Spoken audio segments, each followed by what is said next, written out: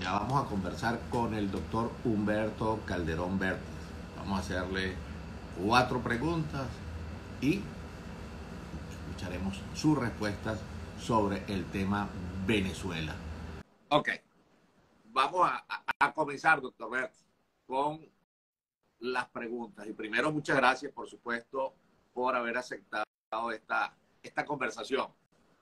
Lo primero que vamos a preguntarle es, ¿quién es el doctor Humberto Calderón Bertis? Un venezolano del interior de Venezuela. Muy Nací en un bien. pueblo muy pequeño de los Andes venezolanos de Trujillo, en Boconó, en el estado de Trujillo. Y ahí fui a mi escuela, los primeros 2 años de mi vida. Una escuelita pequeña que era lo que había en el pueblo en esa época. Nací en el año 41. Y después me fui a vivir a Barquisimeto, estudié en el Colegio La Salle muchos años. Estuve en la celebración de los 400 años de Valencia, por cierto, el año 1953, que hubo un desfile de los colegios de La Salle de Venezuela, y estuve en Valencia. Ahí estudié hasta bachillerato, después me gradué de bachiller en el Liceo Andrés Bello, estudié geología en la Universidad Central, y entré muy joven a trabajar en el Ministerio de Energía y Minas, en los campos petroleros del Oriente, en Punta de Mata. Y luego me mandaron a estudiar en los Estados Unidos, a hacer un posgrado en Ingeniería de Petróleo.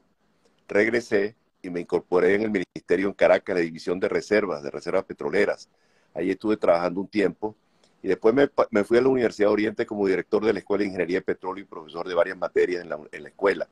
Estuve 3 años allí y me llamaron, me incorporaron a la Dirección de Reversión del Ministerio de Energía y Minas, responsable del proceso de nacionalización, que fue un evento sumamente importante, Pablo, porque la magnitud de los activos eran gigantescos. En aquel momento valían 50.000 millones de dólares, que en dólares actuales son como 300.000 millones. O sea, aquello se hizo, participé muchísimo en el proceso de nacionalización. Cuando el presidente Herrera gana las elecciones, me nombra ministro de Energía y Minas. Ahí estuve muchos años, casi 5 años, y fui presidente de la OPEP en ese interín. Después me fui a Petróleos de Venezuela como presidente de petróleo. Yo había estado ya en la industria petrolera como presidente de INTEVE. Fue el fundador del Centro de Investigación y Desarrollo de Petróleos de Venezuela, ¿no? Y ahí estuve como 5 o 6 años antes de ser ministro. Y después me dediqué, el que salí de Petróleos, me dediqué a mi actividad privada como consultor internacional. Estuve trabajando en el norte de África, en el Medio Oriente, y luego me volvió a picar el sarampión de la política y fui diputado al Congreso Nacional durante 5 años y presidente de la Comisión de Energía y Minas. Y en ese lapso desempeñé también la Cancillería, que Pérez, cuando el golpe de Chávez me llamó, me nombró canciller, ministro de Relaciones Exteriores, estuve unos meses. Y luego, pues, inventé esa cosa que uno inventa cuando va para viejo, que es monté una petrolera, que trabajamos muy bien en Colombia y en México. En México nos convertimos en la segunda empresa petrolera productora de gas de México, y una de las 7, 8 más importantes de Colombia. Yo viví en Colombia un tiempo, no mucho tiempo, como 3 o 4 años, y luego estuve un tiempo como embajador, que fue el último cargo que desempeñé.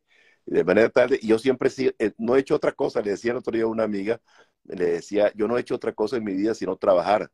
Yo empecé trabajando, y con esto concluyo esta parte introductoria, a los 16 años. Qué Este, bueno. no tenía cómo pagarme mis estudios, entonces era taquillero en el hipódromo los sábados, los domingos, y cuando ya alcancé el tercer año de la universidad, me dediqué a ser profesor de bachillerato, y yo era profesor de geología y de mineralogía en el Colegio de La Salle, Caracas, en Tienda Honda, y con eso me pagué mis estudios. Y Bueno, bueno, una vida bueno, dedicada al trabajo. sí, bueno, los de mi generación más o menos conocemos su trayectoria y por supuesto ya ha sido un ejemplo, ¿no? La segunda pregunta que le voy a hacer es la siguiente. ¿Cuáles serían los 4 principales problemas del país que usted ve en este momento? Mira, yo, 4 nada más. yo diría que son muchos, pero lo más importante, en el área económica yo no tengo ninguna duda que la recuperación del país pasa por la industria petrolera, porque no hay otro sector que tenga capacidad de respuesta como la tiene el sector petrolero, rápida y necesaria. Y ese es mi campo, el que yo conozco. Luego, el segundo aspecto, también en el área económica es muy importante la cuestión de la recuperación del sistema eléctrico nacional, que está en el suelo, sobre todo la generación termoeléctrica y la transmisión, que está muy mal estado. Pero desde el punto de vista de los hechos concretos, ya no económicos, yo creo que una de las cuestiones fundamentales es la recuperación de los valores éticos en Venezuela, que se han perdido totalmente. Porque yo creo que el problema hoy de Venezuela, entre otros, es un problema ético. Y la ética se recupera no con prédica, porque la mejor prédica es el accionar de la gente, el ejemplo, dar un buen ejemplo. Y hay que atacar de frente desde el primer momento la educación. Si no hay recuperación de la educación, no hay recuperación del país. Nosotros logramos ser lo que fuimos con los efectos que hubo por el petróleo como herramienta económica y por la educación que se nos dio, la oportunidad de estudiar. Recuerda que cuando cayó Pérez Jiménez no había en Venezuela sino 3 universidades. Tu universidad de Carabobo no existía. Era la del Zulia, la de los Andes y Caracas. Sí. Esa fue después con la democracia. Hoy hay más de 200 universidades y núcleos universitarios en total en Venezuela. La educación es fundamental y evidentemente que hay que atender las necesidades primordiales de la población en materia también, además de educativa, en materia sanitaria, porque la sanidad pública está en un pésimo estado. Ayer, por cierto, estaba yo hablando con unos amigos sobre ese tema de la sanidad, que yo no soy experto en ello, y yo decía que tenemos tantos aliados internacionales que podríamos hacer múltiples alianzas con países que nos quieran ayudar regionalmente y hacer alianzas con ellos para que nos ayuden en la recuperación del sector salud y no hacerlo solamente nosotros, que no estamos en capacidad de hacerlo, sino también junto con el resto de los países amigos. Y evidentemente en esto va a jugar un papel importante, Pablo, a mi juicio, los venezolanos que están en el exterior, que algunos no van a regresar, es verdad, pero pueden ayudar, aún estando fuera, a canalizar iniciativas de inversión o iniciativas académicas o iniciativas de cualquier naturaleza.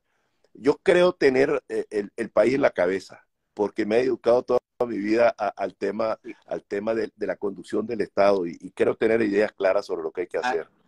Eso me llega a hacerle una preguntita adicional y después la final. La adicional es cómo hacer eso, ¿ok? Viendo que las instituciones están por el piso. ¿Cómo reinstitucionalizar el país, doctor? Mira, yo creo que es fundamental hacer una especie de simbiosis entre las generaciones anteriores que tienen la experiencia, el conocimiento, que han estado durante muchos años, y están algunos de ellos fuera, pero otros están en el país, indistintamente de la edad. Yo no creo en eso que hay que jubilarse a los 60 años, ni a los 70, ni a los 80. El que esté bien física y mentalmente puede contribuir perfectamente bien, junto con los jóvenes, porque el coraje, el ímpetu y la fuerza que tienen los jóvenes también hay que aprovecharla, pero hay que enseñar a los jóvenes, hay que brindarles la oportunidad que aprendan. ¿Me entiendes? Como hicimos nosotros. Nosotros no entramos siendo ministros, ¿no? O tú no entraste a profesor titular de la noche a la mañana. Tú entraste por debajo, fuiste aprendiendo. Yo creo que es lo que hay que hacer, aprovechar la experiencia de los mayores junto con la voluntad y el ímpetu de los jóvenes para que eso pueda lograrse. Claro. Otra pregunta previa. Sabemos cómo están minadas todas las instituciones. Okay, sabemos que hay que reemplazarla. ¿Cómo podemos reemplazar? ¿Cómo podemos limpiar esa institución Yo creo con tanta gente, con falta de valores y principios como se ha demostrado? Yo creo que es fundamental, en primer lugar, la reinserción de gente que ha demostrado con su trayectoria, conocimientos y transparencia en el manejo de las cosas públicas. Yo creo que en eso hay que ser muy exigentes. Y también hay que insertar a gente joven que ayude en esa tarea, porque el idealismo de los jóvenes hace mucha falta también en el combate contra la corrupción. Y darle oportunidad a la gente que ha estado trabajando en estos años en la administración. No necesariamente todos son malos ni todos son corruptos, ¿no? Y yo he insistido mucho, Pablo, en que indistintamente de la manera que uno tenga, hay que garantizarle un espacio político no a los corruptos, no a los que han violado derechos humanos, pero sí a la gente que de buena fe se ha metido en esta aventura del socialismo del siglo XXI, decirles que no van a ser perseguidos, que el hecho de que piensen distinto no es causal de persecución. No por pensar distinto se puede ir preso, como ha ocurrido en Venezuela, y hay que ofrecerle un espacio político ajustado a los preceptos de la democracia formal. Y ya para finalizar, doctor, fíjense usted, ¿cómo cree el doctor Humberto Calderón Berti se puede llegar al poder para abordar estos problemas? ¿Cómo alguien, usted o alguien, puede llegar al poder en este momento con falta de credibilidad en el CNE, la cuestión, como está aquí todo en el país? ¿Cómo cree usted es la vía factible de llegar al poder? Yo creo que sin duda que el proceso electoral va a ser complicado, complejo, de que el régimen no va a entregar el poder fácilmente, pero sí debe haber la gente que esté participando, que vaya a participar, tiene que tener el coraje y la valentía de cobrar si ganan las elecciones.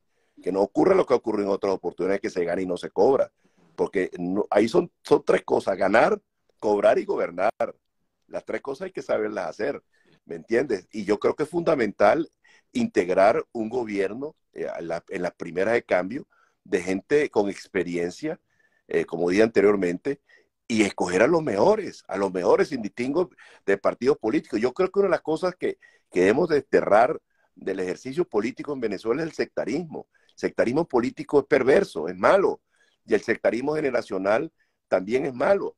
Yo puedo dar testimonio de que no he sido sectario en los cargos que he tenido, porque conmigo ha trabajado gente de las más diversas procedencias políticas. Inclusive cuando era ministro tenía gente del Partido Comunista trabajando en el ministerio y nunca se les persiguió. Están vivos algunos de ellos.